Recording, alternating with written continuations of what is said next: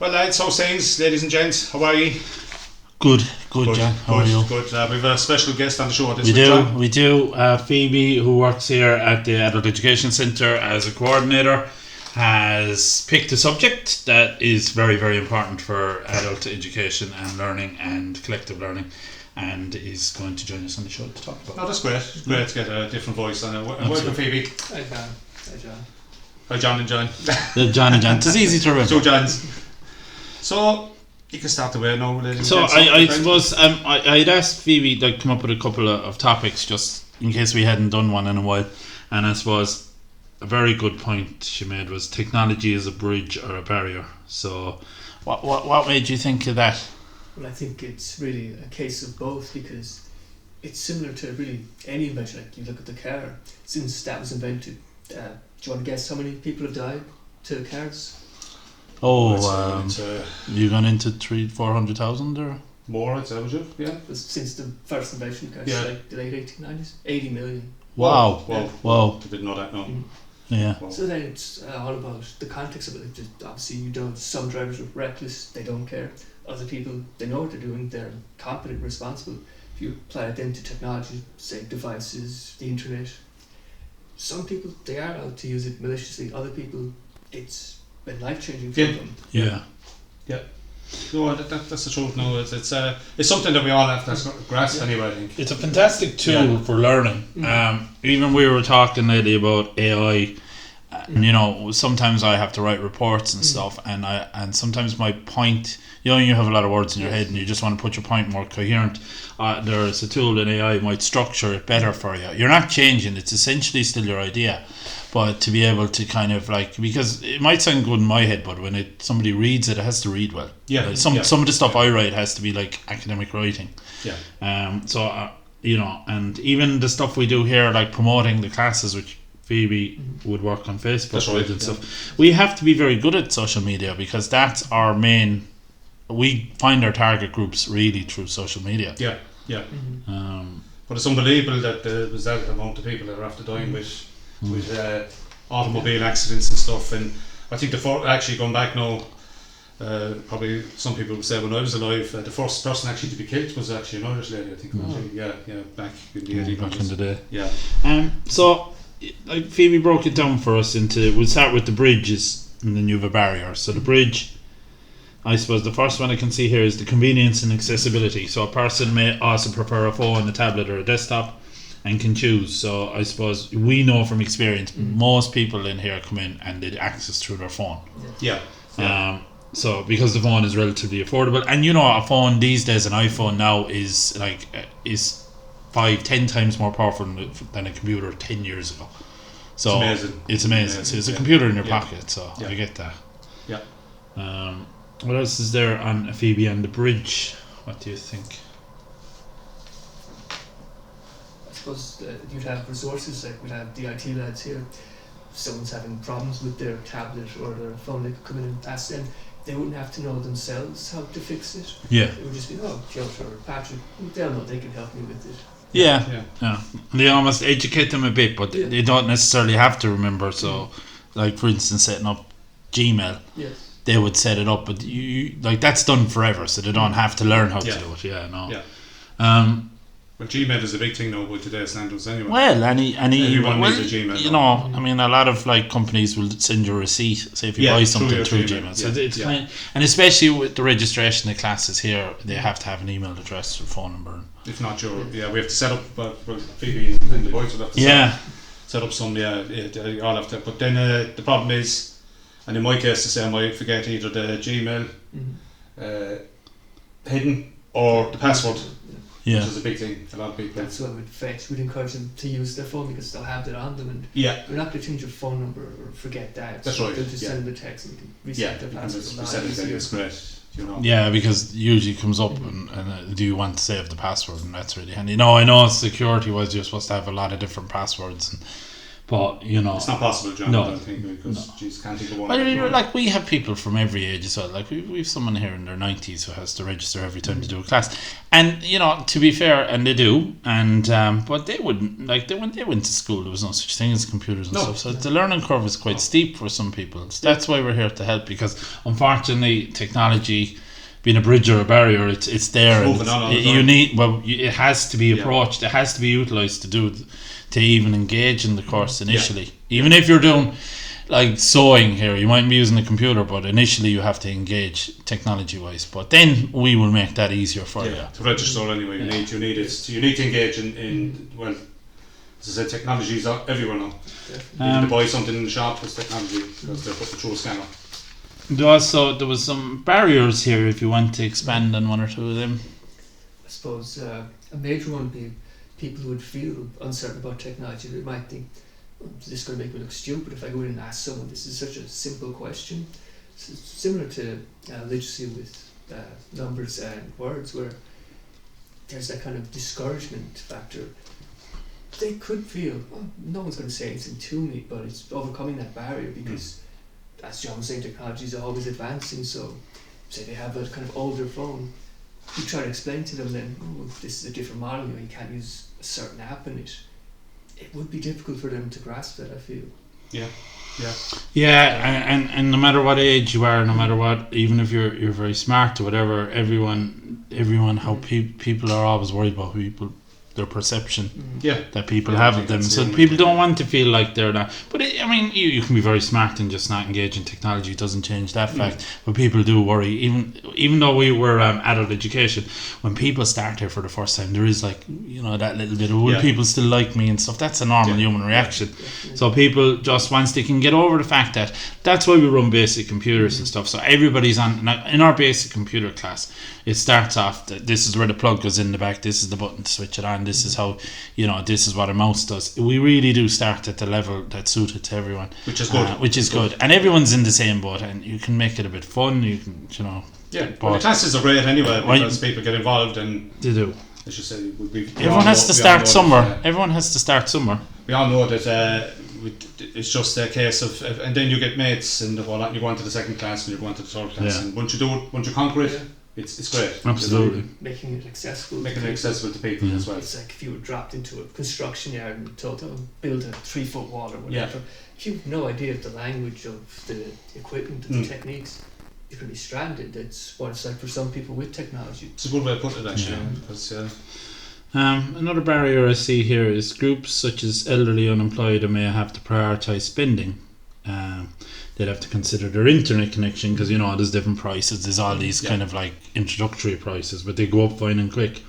And they often have a thing in the the terms and conditions, like there's a 3% rise every year and all that. So you're constantly being, I know they have to keep the lines up to date, and I get all that. So whether or not they're technologically savvy becomes a moot point, but it would be slightly more impactful for those who lack digital literacy, as they're unable to practice and learn. So I suppose you would, even though you're coming here for a class, it would be handy if you're going home then and able to practice. You're getting use. I think one of the best things, especially for people who are older or haven't used them, is just to show them basically it's a window into the world of information. And there are people there, we know people that if there's something breaks at home, they go on YouTube. And if they want to know something about a city or whatever, they go on Wikipedia. So maybe if you can kind of find the commonality that interests them. But it's a good point. The cost as well is an issue, because a good laptop's going to cost you to anything more than 1,000, but it's a big investment. 500-600 euro anyway for something for browsing. And then your internet could be up to 50-60 euro a month for a high-speed broadband. But that's just, it's another bill then, and do people want to commit to that, say 50 euro a month, 600 a year? It's another direct debit. So, but unfortunately, nothing's free. No, and there's nothing we can do about that. And as we just stated there, it's kind of it's everywhere now. Yeah, sorry. So the problem is people have to jump on board. Just for the littlest things, you need to be IT savvy now. Unfortunately, as the world moves on. You know. There's something there that Phoebe researched as well that's interesting about the scams, and we were talking about doing a workshop around that. Could you expand on that? December. So with scams, it's not as simple as it used to be, where you'd get an obvious fake email sales, Nigerian prince or whatever. Now they can make it look like, oh, it's coming from your bank, your gas company, your electricity. Especially for older people, they think, well, I was told, you can pay online, so I'll just click this link, and they can be ended up destitute from that. I think definitely you have to give people awareness, but also you don't want to make them feel paranoid that the internet's a terrible thing, just stay away from it. You want to give them that confidence that you're going to recognise things and you know how to avoid them. And I think the best advice of all to give to people would be, if you get a strange text or email, bring it to your bank, bring it to the gas company, whoever, and say, did you send this to me? Because it's very suspicious, I wasn't sure. Never click on something that you're unsure about. Yeah. Actually, I got a scam one just there a couple of weeks back about the fuel allowance, and I actually don't get it.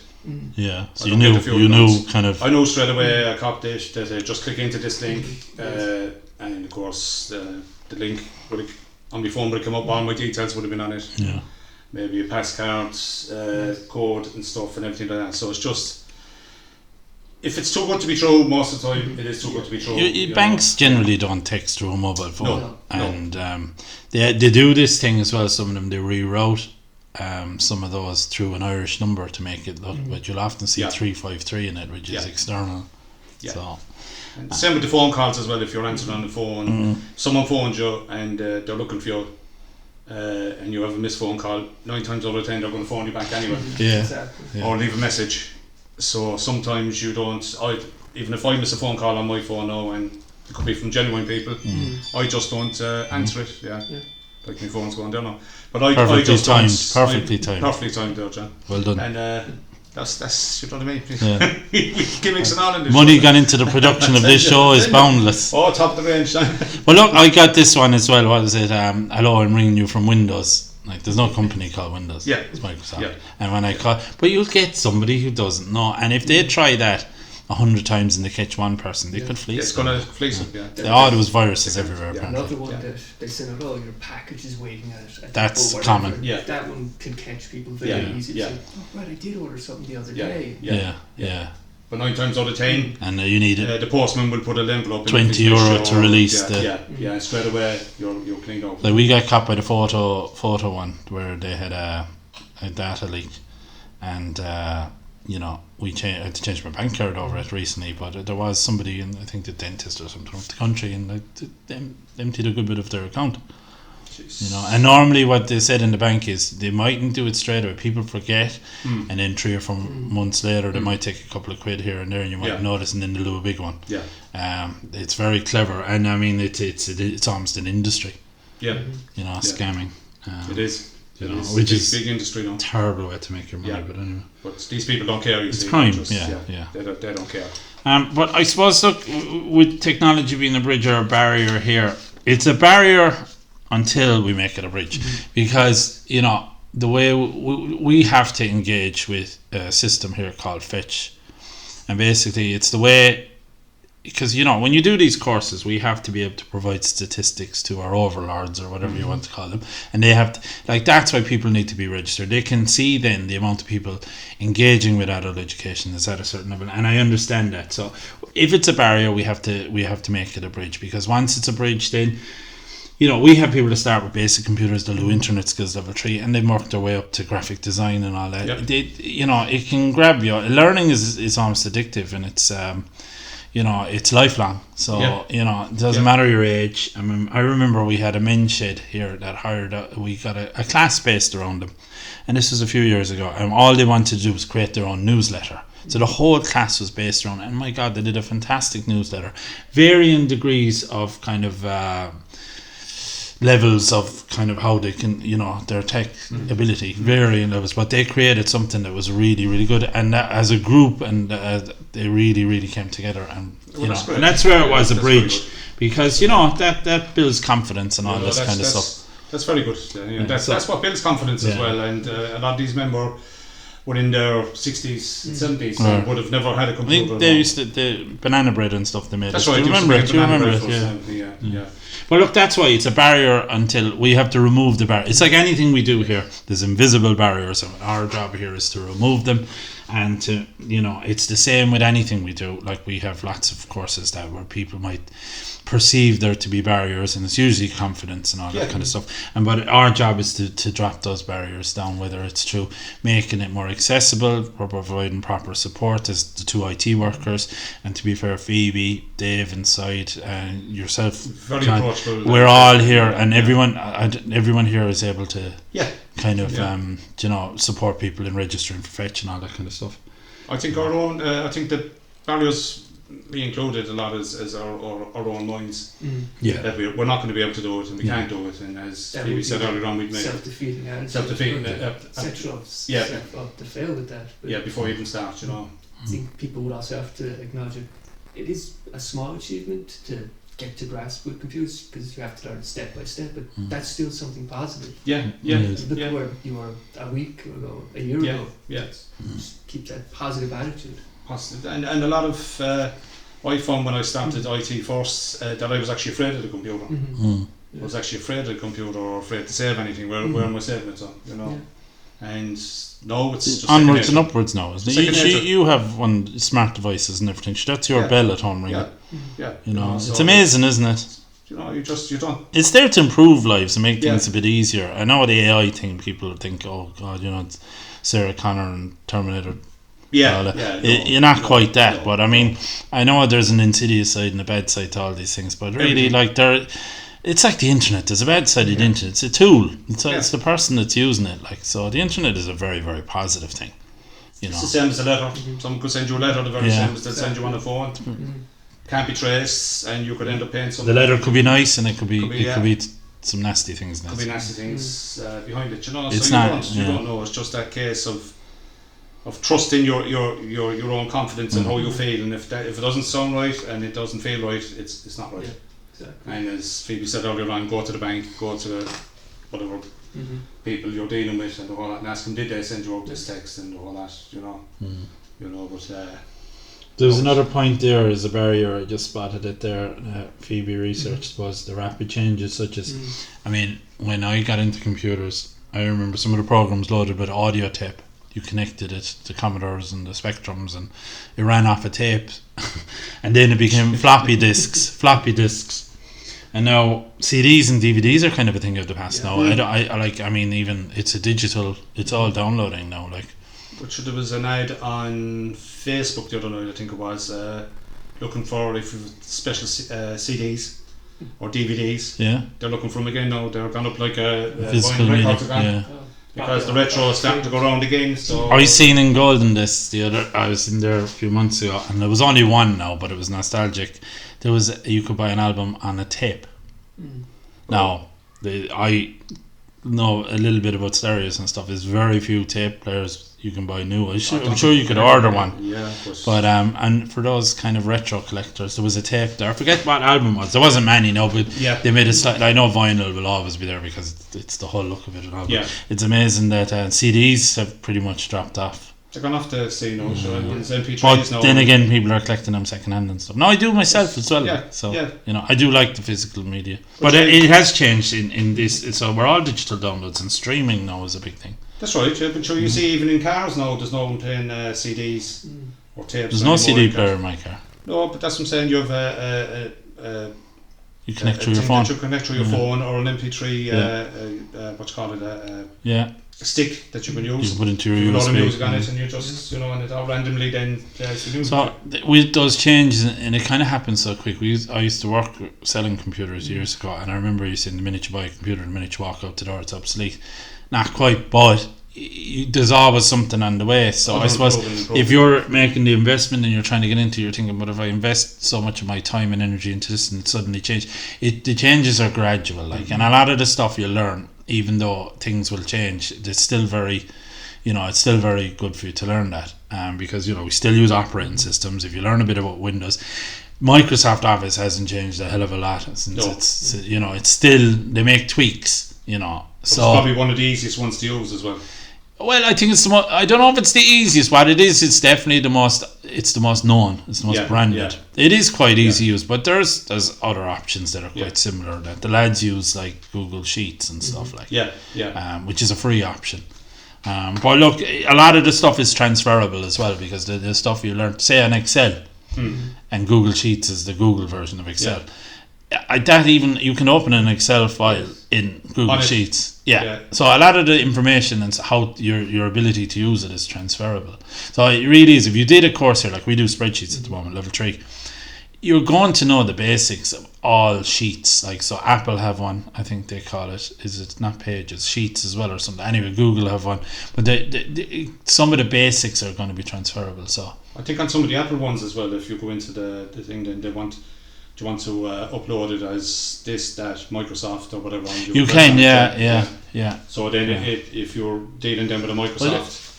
There was a time when you couldn't get Microsoft programs on Apple, but they've opened that up now because which is good. It makes sense. Like, you can get I have an Apple at home and I have Office on it, which is something you couldn't have done years ago because it was a closed ecosystem, they call it.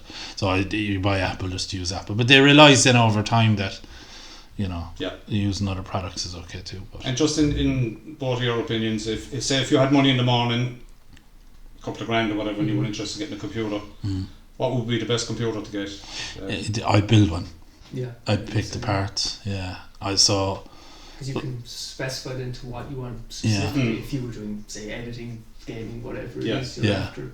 Good graphics card. You need a high amount of RAM is a given. I'd build one as well, because you could buy one ready made. A gaming PC generally has an awful lot of what anyone needs. It might be for gaming, but you'll be able to edit programs and stuff. But I'd say I'd build one. So it wouldn't be a specific one. Now you can. Not everyone wants to do that. So your Dells are good, but there's so many. There's so many to pick from. Then of course Apple's probably the dearest standard. It is, but they're different. They've released a new Mac Mini. And it's supposed to be very good, but the upgradable parts in it are very expensive. Yeah, but that's the crunch. But they were always like that. Apple would be a kind of professional option. It'd be doing it for business or industry. A lot of business people use Apple anyway. So that's the thing. Like, so graphic design artists. Stuff like that. We were going to get one here, and we won't spend time with. I think the cost and for what you get, But technology. Look, there's no way around it. Technology is here to stay. It's especially in the education system. It's going to be like even our filing system is on the cloud, and you just have to kind of engage with it to a point. We do plenty of classes that doesn't require technology, but the initial process does, and we're here to help that. So it shouldn't be a barrier, is what I'm trying to say. People shouldn't be afraid to, and as I say, you learn by mistakes as well. Yeah. If you don't make a mistake, you won't learn. You can't really. Most of the time on a computer, it's always gone somewhere into some file that you can get it back again. You can't really. Very rarely. Delete. I know if you delete something. Well, no, there's actually. You shouldn't get a delete. It's sometimes in more than that it's trackable, but sometimes it's gone. But look, you can set things up to autosave as well. The more proficient you get at it, the more you kind of know how to. But look, the point is that it shouldn't be a barrier. It should be a bridge, and we will make it a bridge because there's no getting away from it completely anyway. It's like even Sky, they're not going to be doing satellite dishes. I don't think they install any new ones anymore. So it's always the streaming pucker Sky Glass now. So but then again your internet goes down. But then again you have really bad weather, your satellite goes down. So I have the Sky that way, and it's only gone down a couple of times. So the infrastructure and the internet has improved the whole time. Well, the national broadband plan and all that kind of stuff. It has to. We had to upgrade because the old copper wires are susceptible to wear and tear a lot more than the fibres. Yeah, of course. Understand. We had fibres different, so it's the way forward then as well. It is the way forward. It's fun as well. Let's be honest. Or listen to our music, watch our films. Play your games. It's amazing what's there at the moment that people could be missing out on. Yeah. Just by just being afraid and not willing to make the jump. Connecting with family across the world through social media, WhatsApp we use. You can actually see who you're speaking to, and rather than on a text or a phone, you don't know what's going on, and you can actually see someone Exactly. You kind of know what's going on. But Used to be things like video calls. If you call someone on the phone, that's a science fiction film or whatever. It's yeah. imagination. Yeah. I know. But now it's standard now. now it's on people. We just Self-driving cars. That's right. You've been driven home one of them, aren't you? Hopefully, John. Tesla. Hopefully, John. Oh, it was a surprise. Sorry, John ruined it. No, but look, it's the way forward. It's adapt or die. That's adapt or die. That's it. The world will keep moving, and technology just keeps moving. Yeah. And now's the time to jump on board while there's so many places there that you can actually go to classes, especially in Limerick City. Like there's tons of places there that you go. We're here. There's tons of other community centres doing computer things. And anyone listening today, hopefully, if they want to jump take on board, the plunge. Go down to your local library, have a chat there. They've to be honest, you could go in with a friend that might be a little bit more proficient and sit down at one of their. They have computers usually in most libraries, and you could even practice there. And then maybe make the plunge. Then you probably have a smartphone that can do a lot of this. But then maybe take the plunge for a laptop or. You're barely getting the usage out of your phone, really what the phone is meant for if you're not... used to coin term before, do you remember what older people that found the internet, the silver surfers, do you remember that? That's right. Never too old. You're never too old. You're never too old. You're learning every day, you leave the house anyway. That's it. For every person you meet, you learn something new. Yeah, But thanks very much, ladies and gents, for that today. I hope it was an interesting show. It was interesting to me anyway, because I didn't know half it. Oh, you did. And fair play to you. It's your first debut on radio. Yeah. So fair play, John. Hopefully you come on again. And thank you for producing the show. You showed me how to do all this, and this is done through technology, and that's down to you. Well, thank you. It's giving us it's no use me being here by myself. No, that's true. You need people with that to know what they're talking about as well, and sure, and it's your show. And appreciate it. Yeah. We'd just like to thank St Mary's as well for letting us represent them, and also Limerick City Community Radio as well for leaving us on the airwaves. And as I said, thanks very much. Brilliant. Very interesting show, and I hope it was helpful to people out there. And we'll talk again in 2 weeks' time. Have a great rest of your Sunday. Bye bye. And well done. Thanks to everyone.